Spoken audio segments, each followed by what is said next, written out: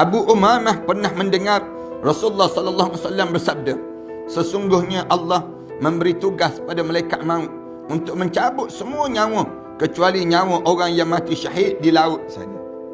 Orang mati syahid di laut bukan tugas malaikat maut. Disebut demikian. Kemudian dia sendirilah yang mencabut nyawa mereka. Siapa yang cabut nyawa orang yang gugur syahid di lautan, yang mencabut nyawa orang gugur syahid ni, kemuliaan yang Allah jadikan ialah Allah sendiri tarik nyawa mereka tersebut. Mati syahid di laut ni, para hadirin sekalian, ulama-ulama kata yang berperang di jalan Allah. Maksudnya bukan mati lemas tu, tapi yang dimaksudkan ialah orang yang berjuang di lautan kan. Bila dia berjuang di lautan, tiba-tiba dia kena yang disebut dengan tembakan, kena peluru dan sebagainya. Orang bunuh dia di tengah lautan. Bila dia jatuh dalam laut, dia nak tumpang kat mana lagi dah? Dia nak bergayut dekat mana? Dia jatuh dalam laut, kiri kanan air. Lalu mesti dia bergantung hanya pada Allah. Sebab itulah Allah Subhanahu Wa Taala muliakan dia ni. Bila dia perang di jalan Allah, lalu dia juang di jalan Allah di lautan. Kalau di darat ni, kalau orang nak bunuh kita boleh lari lagi, dipanggil demikian. Tapi di laut nak lari kat mana? Itu yang menyebabkan Allah muliakan dia.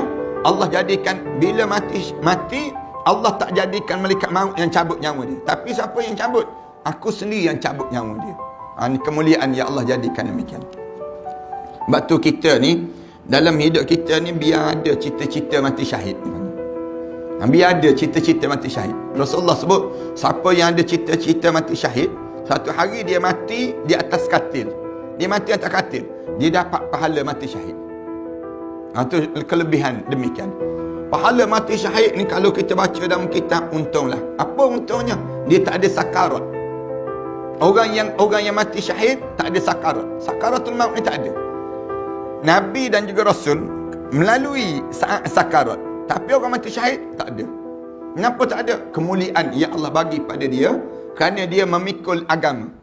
Bila kita pikul agama pada diri kita, menjadi mulia dalam hidup kita. Kemuliaan, Allah jadikan kemuliaan pada diri kita. Kerana apa dia? Agama yang kita pikul ni memuliakan dalam hidup kita. Itu cara demikian. Sebab orang kita dia tak nak pikul agama. Dia nak pikul apa? Selain daripada dalam hidup dia pikul yang disebut dengan harta.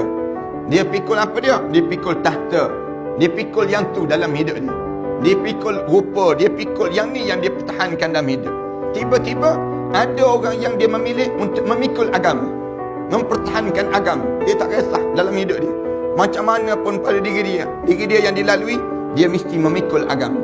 Itu sahabat-sahabat Rasulullah sallallahu alaihi wasallam. Bila Rasulullah wafat, mereka bertebaran terus atas dunia ni. Bertebaran terus. Yang wafat dikebumikan jenazah sahabat di kota Madinah seramai mana? 12,000 orang je. Sahabat Rasulullah seramai mana? 100,000 lebih sahabat Rasulullah. Kemana yang baki tersebut? Yang baki itu semua bertebaran di atas muka bumi ini.